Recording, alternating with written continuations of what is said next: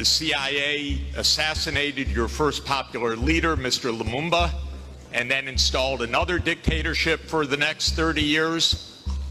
And then Glencore and others now suck out your cobalt without giving you tax income. We don't reflect on that. We say, what's wrong with you? Why don't you govern properly? It's interesting, we heard from the minister of DRC, what's wrong with your country?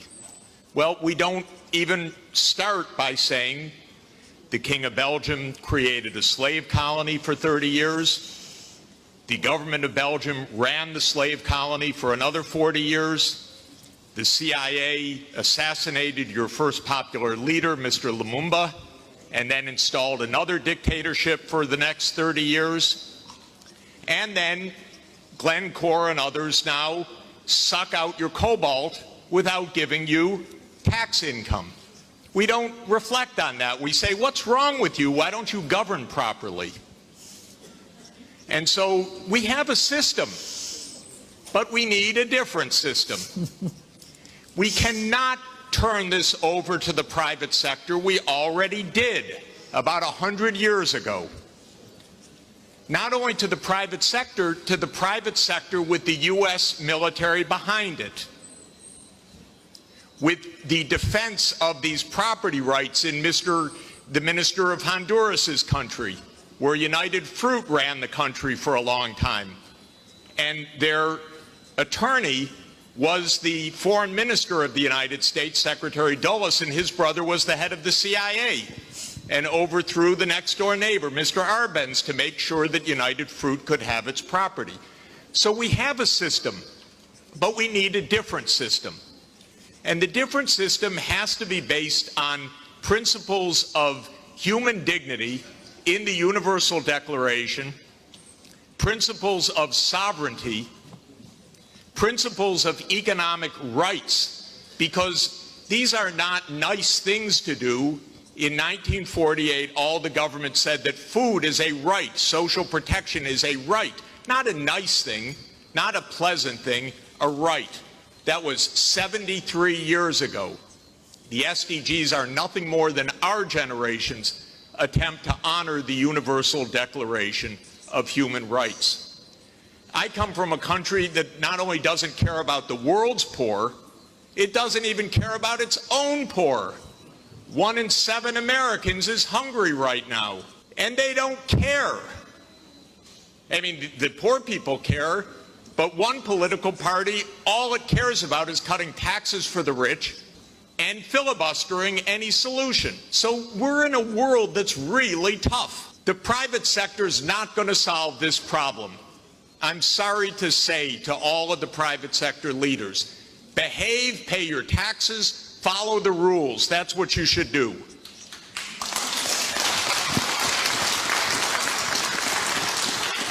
And what the governments should do is the following. They won't, but they should.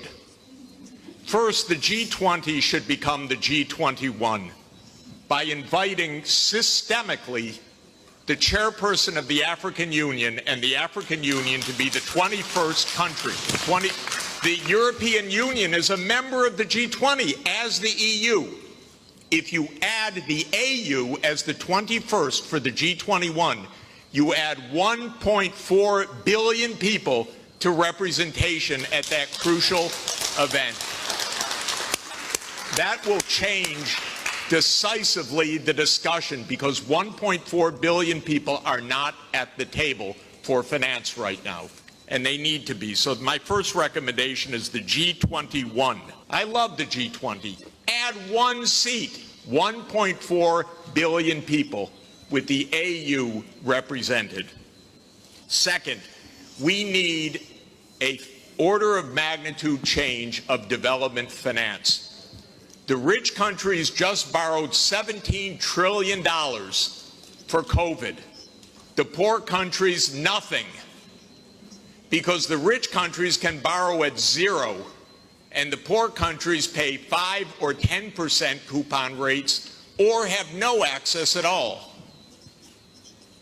So the world exposed its grotesque inequality this past year and a half. Rich countries didn't say, we tighten our belts, why don't you? My country spent $7 trillion of emergency funding, not one penny for anybody else, by the way. $7 trillion, it didn't even cross the imagination of the U.S. Congress to include a few crumbs for the rest of the world. But the poor countries cannot borrow. That's what we should have heard from the World Bank. I didn't hear that from the World Bank. I didn't hear real numbers. Real numbers are in trillions right now because the world economy is $100 trillion a year. But we don't talk about real numbers. But my job, all I know in this world is long division. Divide by 100 trillion and then see whether you're talking about something real or not. By the way, for COVID vaccines, what we really need is for the United States to sit down with China, with Russia, with the European Union and the UK one day around the table and allocate these vaccines rather than hoarding them. That's all it would take. The final thing is we need the UN as the core and central institution of this world, period. Because this is the only way we're going to have a civilized world is a strong UN. And it cannot be that the whole UN budget is less than my neighborhood's budget in New York. The UN core budget this year is $3 billion. New York City's budget is $100 billion.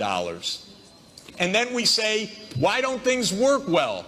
Because the rich are hoarding everything.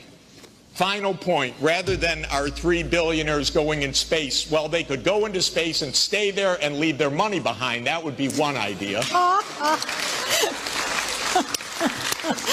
But another idea is we have 2,775 billionaires on the current list. Their combined net worth, 2,700, is $13.1 trillion.